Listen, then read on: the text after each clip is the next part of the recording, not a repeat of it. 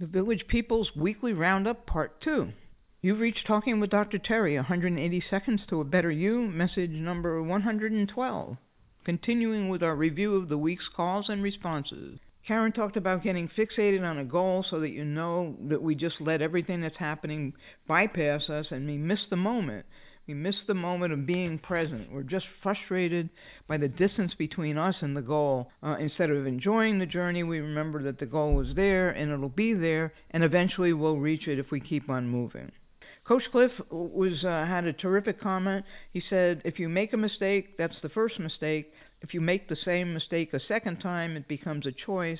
I kind of agree with that, but I would give someone a break and maybe make that the third mistake. I agree with that. He also talked about how Larry Bird said he used to learn from other people's mistakes when he watched them and paid attention. I think that's so important because we can't do everything in life. We have to learn from other people's mistakes and their successes. Success leaves traces. You've heard that all before, but mistakes and failures leave traces as well. Kathy from New Jersey just touched my heart because she said she was preparing for speaking engagements and she was using some of what my hotline says to help her, and I think that's terrific. I can't wait to hear about your talk on HIV and AIDS. Erin brought up an experience that she had which made me think that we have a big goal and sometimes we have lots of little goals, and if we focus on the little goals too much, we can end up getting sidetracked and totally derailed from pursuing our big goals. Regarding turning points, Paul told me about 2 times he was rejected and how they led to significant changes. Andrew did the same thing, and Harry did a great job of doing the what-if game to see how great his life turned out compared to if he had taken the other fork in the road.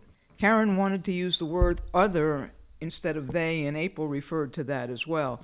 When we quote-unquote other people, we make them someone separate, someone apart from us and different, and then you're erecting that wall I talked about.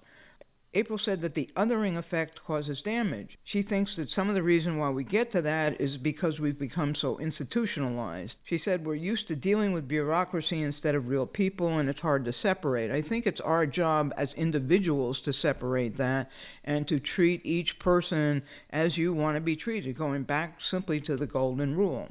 April also brought up the fact that time is a social construct. And I thought of this. Just look at when the ball drops at New Year's. The people on the West Coast must feel cheated at 9 o'clock because the ball is dropped 3,000 miles away. They still have to wait. So is it New Year's yet or not?